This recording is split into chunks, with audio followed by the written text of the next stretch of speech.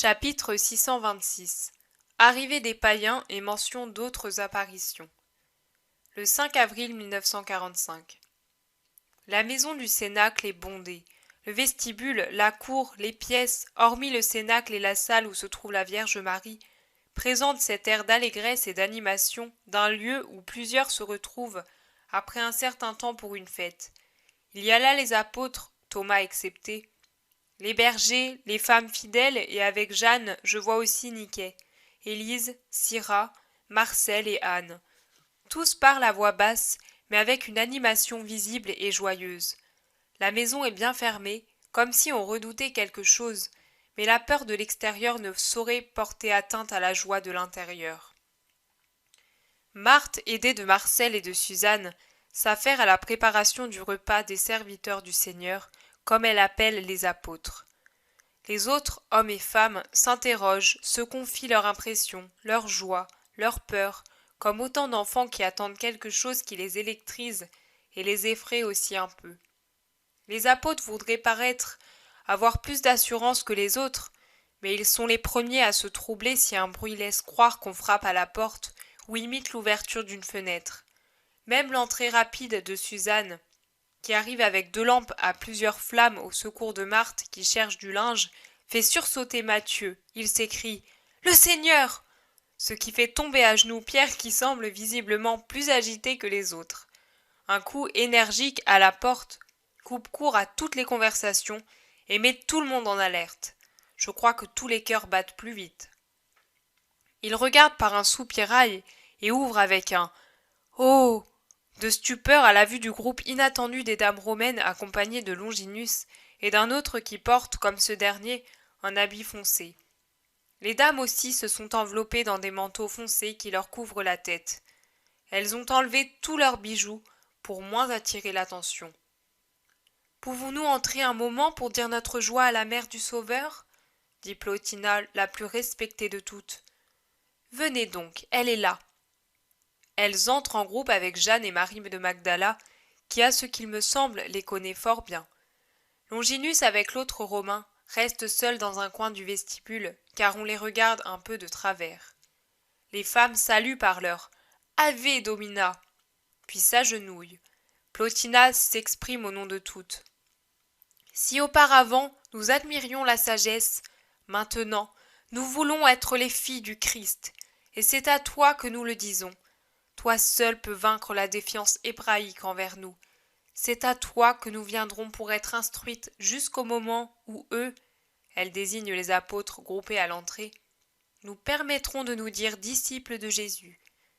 Marie répond avec un sourire de bonheur. Je demande au Seigneur de purifier mes lèvres comme celles du prophète, pour que je puisse parler dignement de mon Seigneur. Soyez bénis, prémices de Rome. Longinus aussi le voudrait, ainsi que le lancier qui s'est senti un feu dans le cœur quand le ciel et la terre s'ouvrirent au cri de Dieu. Mais si nous savons peu de choses, eux ne connaissent absolument rien, excepté que Jésus était le Saint de Dieu et qu'ils ne veulent plus appartenir à l'erreur. Tu leur diras d'aller trouver les apôtres. Ils sont là, mais les apôtres se défient d'eux.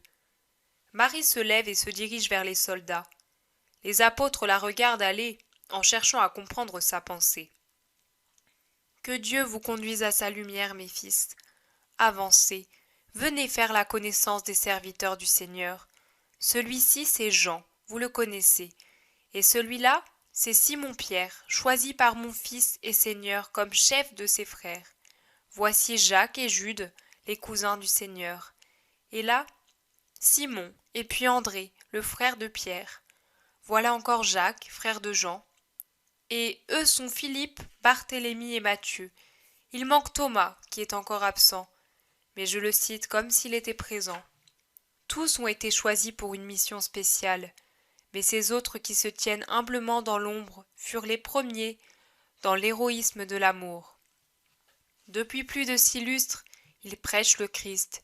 Ni les persécutions qu'ils ont subies, ni la condamnation de l'innocent n'ont porté atteinte à leur foi. Tous sont pécheurs ou bergers. Or, vous êtes des patriciens.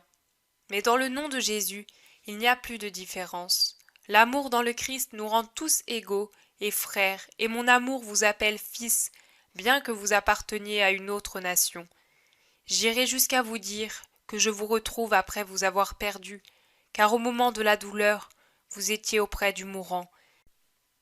Et je n'oublie pas ta pitié, Longinus, ni tes paroles, soldat. Je paraissais meurtri, mais je voyais tout.